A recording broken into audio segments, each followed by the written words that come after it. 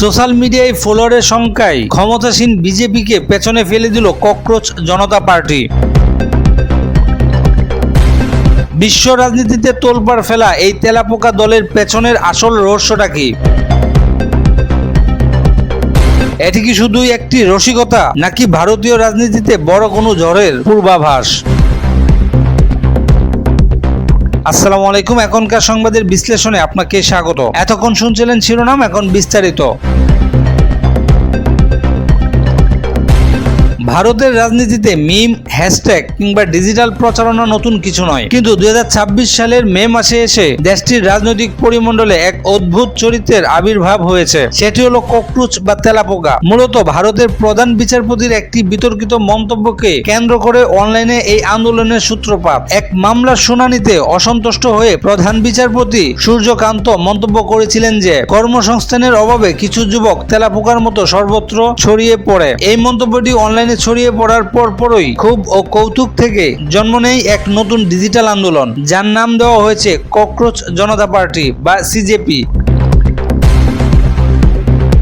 Boston ইউনিভার্সিটির ছাত্র ও political communication strategist Abhijit দীপকের হাত ধরে জন্ম নেওয়া এই ককরোচ জনতা পার্টি কোনো আনুষ্ঠানিক রাজনৈতিক দল নয়। এটি মূলত একটি ব্যঙ্গাত্মক অনলাইন আন্দোলন, যা মাত্র এক সপ্তাহের মধ্যে পুরো ভারতে আন্দোলন তৈরি করেছে। এই আন্দোলনের প্রধান ও চাঞ্চল্যকর তথ্যগুলো হলো: প্রথমত, বিজেপিকে টেক্কা। সিজেপির ইনস্টাগ্রাম অ্যাকাউন্টের ফলোয়ার সংখ্যা মাত্র কয়েকদিনে 1 কোটি ছাড়িয়ে গেছে। এর মাধ্যমে তারা সদস্য সংখ্যার দিক থেকে বিশ্বের বৃহত্তম রাজনৈতিক দল। বিজেপির অফিসিয়াল ইনস্টাগ্রাম ফলোয়ার সংখ্যাকেও ছাড়িয়ে গেছে। অদ্ভুত সদস্য পদ। এই দলে সদস্য হতে গেলে গুগল ফর্মে আবেদন করতে হবে, তবে শর্ত হলো সদস্যকে অলস, বেকার ও সারাক্ষণ অনলাইনে সক্রিয় থাকতে হবে এবং সমাজ নিয়ে উচ্চস্বরে ক্ষোভ প্রকাশের ক্ষমতা থাকতে হবে। তৃতীয়ত, অনলাইন নিষেধাজ্ঞা ও হ্যাশট্যাগ। টুইটার বা এক্স হ্যান্ডেলে 2 লাখ ফলোয়ার হওয়ার পর একটি আইনি দাবির পরিপ্রেক্ষিতে তাদের অ্যাকাউন্ট স্থগিত করা হয়েছে। তবে ফেসবুক এবং মাঠে মাইবি ককরোচ হ্যাশট্যাগ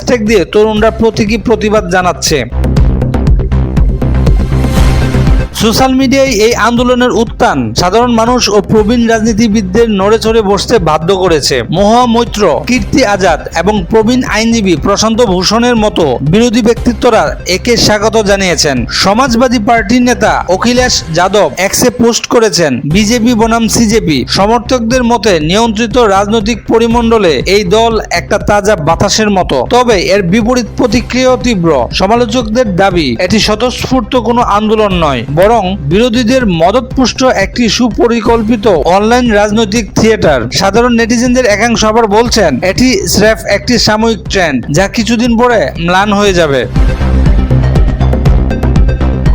রাজনৈতিক ও সামাজিক বিশ্লেষকদের মতে সিজেপির এই অস্বাভাবিক উত্থানের পেছনে ভারতের গভীর কিছু অভ্যন্তরীণ সংকট লুকিয়ে রয়েছে। প্রথমত, তরুণ প্রজন্মের প্রতিনিধিত্বের অভাব। ভারতের 140 কোটি জনসংখ্যার প্রায় অর্ধেকের বয়স 30 বছরের নিচে, অথচ সাম্প্রতিক সমীক্ষায় দেখা গেছে 29% তরুণ রাজনীতি থেকে দূরে থাকে। প্রথাগত রাজনৈতিক দলগুলোর উপর ভরসা হারিয়ে জেনজি তরুণরা এমন একটি ফ্রন্ট খুঁজছিল যার ভাষা তারা বোঝে। দ্বিতীয়ত, অর্থনৈতিক হতাশার বহিঃপ্রকাশ।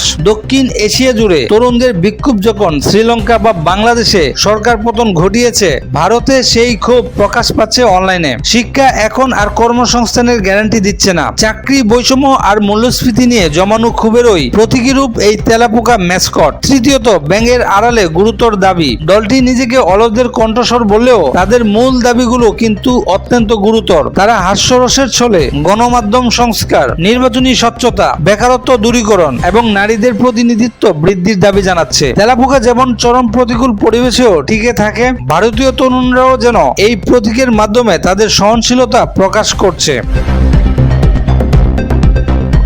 মিম আর হাস্যরসের উপর ভিত্তি করে গড়ে ওঠা এই ককরোচ জনতা পার্টি কি ভারতের মাঠ পর্যায়ে রাজনীতিতে সত্যিই কোনো পরিবর্তন আনতে পারবে, নাকি ডিজিটাল দুনিয়ার অন্য সব ট্রেন্ডের মতোই এটিও একসময় হারিয়ে যাবে? আপনার কি মনে হয়, ভারতের তরুণদের এই অভিনব প্রতিবাদ কি প্রথাগত রাজনৈতিক দলগুলোকে কোনো কড়া বার্তা দিতে পারছে? আপনার মূল্যবান মতামত আমাদের কমেন্ট বক্সে জানাতে পারেন। এই ছিল এখনকার সংবাদের বিশ্লেষণ। এই রকম তথ্যবহুল ও বিশ্লেষণধর্মী খবর পেতে আমাদের সাথেই থাকুন। ধন্যবাদ।